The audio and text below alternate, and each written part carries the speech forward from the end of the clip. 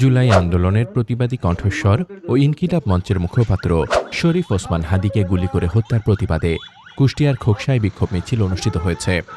শুক্রবার বাদ জুমা খোকসা জানিপুর সরকারি পাইলট স্কুল মাঠে গায়েবানা জানাজার আয়োজন করা হয়। জানাজার আগে এক আলোচনা সভায় প্রয়াত জুলাই যোদ্ধা শরীফ ওসমান হাদির স্বৈরাচার বিরোধী আন্দোলনে অবদানের কথা তুলে ধরেন উপজেলা বিএনপির সাবেক সভাপতি সৈয়দ আমজাদ আলী, ইসলামী আন্দোলনের নেতা আনোয়ার খান, পৌর বিএনপির নেতা রিপন হোসেন ও আয়োজক আরিফুল ইসলাম।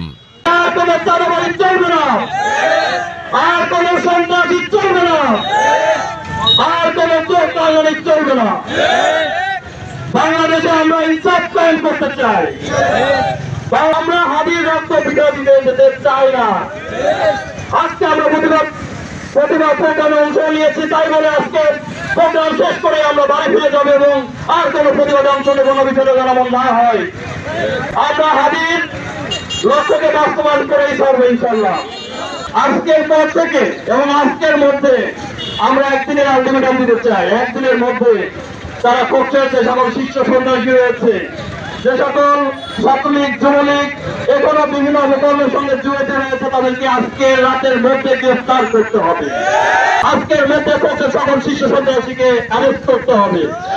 এখন পর্যন্ত আমরা জানাচ্ছি কঠোর অনেক ছাত্রলীগ যুবলীগ হাদি ভাইকে নিয়ে কঠোর করে পোস্ট করেছে, তাদেরকে গ্রেফতার করতে হবে। আর যদি না করেন আমরা থানা ঘেরাও করতে বাধ্য হব। আলোচনা শেষে সাধারণ জনতা ও শিক্ষার্থীদের ব্যানারে একটি বিক্ষোভ মিছিল বের হয়। মিছিলটি প্রধান সড়ক প্রদক্ষিণ করে কুষ্টিয়া রাজবাড়ী আঞ্চলিক মহাসড়কের খোকসা বাসস্ট্যান্ডে গিয়ে সড়ক অবরোধ সৃষ্টি করে। প্রায় ৩০ মিনিট ধরে চলা অবরোধে বাসস্ট্যান্ডের দুই প্রান্তে বাস ও ট্রাক সহ শতাধিক যানবাহন আটকে পড়ে। এতে যাত্রীদের চরম ভোগান্তি হয়। পরবর্তীতে বিক্ষোভকারীরা কর্মসূচি স্থগিত করে খোকসা থানার সামনে অবস্থান নেন।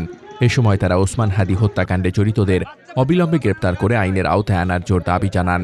বিক্ষোভ চলাকালীন ইনকিলাব জিন্দাবাদ, আমরা সবাই হাদির সৈনিক, আমার ভাই কবরে, খুনি কেন বাইরে, দিল্লির আগ্রাসন মানি না মানব না, এমন বিভিন্ন স্লোগানে পুরো এলাকা প্রকম্পিত হয়ে ওঠে।